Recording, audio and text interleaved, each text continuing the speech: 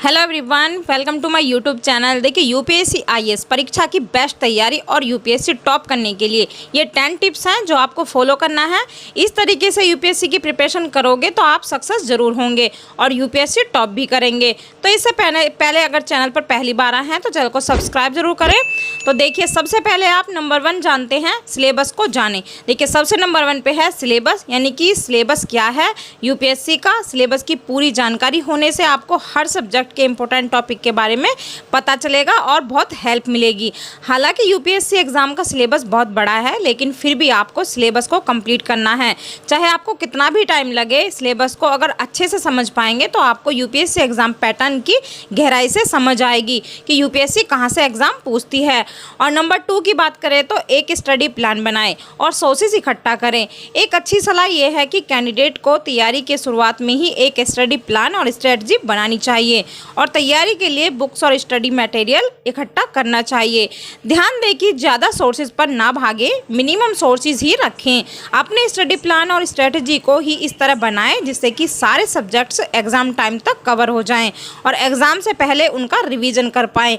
मतलब कि study plan और स्ट्रेटजी इस तरह होनी चाहिए कि जिसमें प्रैक्टिस और रिवीजन एग्ज़ाम टाइम तक अच्छे से हो जाए।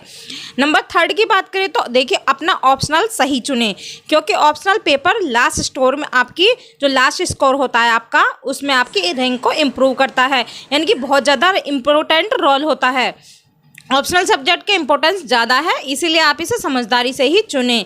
ऑप्शनल चुनते वक्त एक बार उसके सिलेबस के ज़रूर देख लें। देखिए, जो भी सिलेबस होता है ऑप्शनल का, उसे ज़रूर देख लें कि काफ़ी लेंथी तो वो नहीं है और इसका स्टडी मटेरियल तो है। और किसी भी ऑप्शनल सब्जेक्ट को तब तक ना चुनें जब तक आप उसमें कंफर्टेबल ना हो। अगर हो सके तो अपना ऑप्शनल वही चुनें जिसमें आपको इंटरेस्ट हो या सब्जेक्ट्स आपके ग्रेजुएशन में हो, यानी कि जो आपका सब्जेक्ट में जो ग्रेजुएशन में हो, आप हो सके तो उसी सब्जेक्ट को अपना ऑप्शनल चुनें। नंबर 4 की बात करें तो नोट्स बनाएं। देखिए, नोट्स बनाना किसी भी सब्जेक्ट के लिए बहुत ज़रूरी होता है, चाहे वो एनसीईआरटी का हो या स्टैंडर्ड्स बुक का। नोट्स बनाना सभी के लिए बहुत ज़रूरी है, क्योंकि नोट्स बनाने से आपको एग्जाम टाइम में रिवीजन में आसानी होगी और याद करने में समय कम लगेगा। नोट्स बनाने से आपको एग्जाम के लिए अपनी तैयारी में एक बेहतर सोर्स होता है। Number 5, answer writing. यह एक ऐसी स्ट्रेटजी जो आंसर राइटिंग है, एक ऐसी स्ट्रेटजी है जिसके एडवाइस जो है mostly UPSC mains exam crack करने वाले ज़्यादातर कैंडिडेट आपको देते हैं। अच्छी मार्किंग न केवल आपके सब्जेक्ट नॉलेज पर बल्कि आपके आंसर राइटिंग पर भी डिपेंड करती है, इसलिए लिखने का प्रैक्टिस जरूर करें और आंसर राइटिंग को अपने स्टडी प्लान में जरूर ऐड करें। नंबर 6, देखिए फिर नंबर 6 पे आता है मॉक टेस्ट, यानी कि मॉक टेस्ट करें। मॉक टेस्ट सॉल्व करने का सबसे बड़ा फायदा यह है कि इससे आपको एग्जाम पैटर्न और क्वेश्चनों के प्रकार की आसानी के समझने में हेल्प मिलेगी। जो प्रश्न आते हैं आपको उसमें जो समझने में हेल्प मिलती है, तो इसीलिए मॉक टेस्ट जरूरी है। मॉक टेस्ट प्रैक्टिस करना और टेस्ट पेपर लिखना अपनी तैयारी में ज़रूर ऐड करें। इससे आपका कॉन्फिडेंस इंप्रूव होता है और आपकी पेपर सॉल्व करने की टाइमिंग अच्छी होती है, साथ ही आपकी तैयारी का लेवल आपको पता चलता है।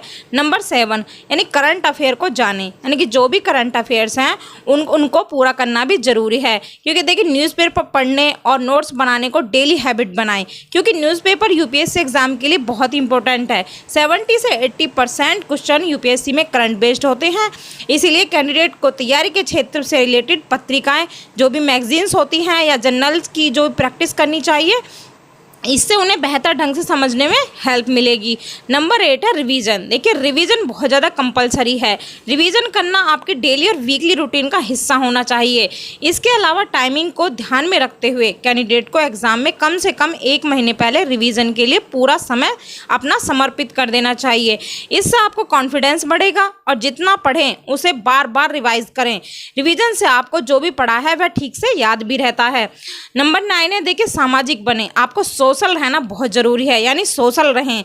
ज़्यादातर तैयारी के दौरान स्टूडेंट्स क्या करता है कि समाज, परिवार और दोस्तों से दूर रहने के बारे में ही बात करते हैं, या आप सुनते भी होंगे कि समाज, परिवार और दोस्तों से दूर रहें, लेकिन यह बिल्कुल सही वे नहीं है। इससे आपका जो माइंड है ये कि प्रतिकूल सामाजिक और मानसिक प्रभाव पड़ सकता है। आपको अपने परिवार के सदस्यों और दोस्तों के साथ संपर्क में यानी कॉन्टैक्ट में ज़रूर रहना चाहिए।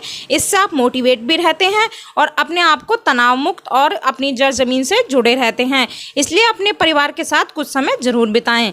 नंबर 10 बात करते हैं पॉजिटिव यानी कि बी पॉजिटिव एंड कॉन्फिडेंट, यानी हमेशा पॉजिटिव रहें और अपने आप पर कॉन्फिडेंस रखें। हालांकि सक्सेस, देखिए जो भी सक्सेस स्टोरी पढ़ना और देखना जो सबको ही अच्छा लगता है, लेकिन इसे अपने दिमाग पर हावी ना होने दें। टॉपर बनने के लिए दूसरे लोगों की बिल्कुल भी कॉपी ना करें, यानी कि जो लोग नकल करते हैं इससे केवल आपका जो कॉन्फिडेंस है वो कम होगा, आपका आत्मविश्वास कम होगा और आपका समय ही बर्बाद होगा। इसके बजाय अपनी प्रक्रिया और खुद पर यानी कि विश्वास रखें। सकारात्मक दृष्टिकोण रखने से आपको परीक्षा के दौरान जो डिप्रेशन होता है, तनाव मुक्त और फ्रेश माइंड रहने में हेल्प मिलेगी। ये 10 चीज़ें फॉलो करने से आपको अपनी सफलता में बहुत हेल्प मिलेगी। आई होप ये वीडियो आपको अच्छी लगी है। तो आज की इस वीडियो में इतना ही। अगर वीडियो हेल्पफुल लगी हो तो चैनल को सब्सक्राइब जरूर करें और कोई भी डाउट हो तो कमेंट करके ज़रूर बताएं।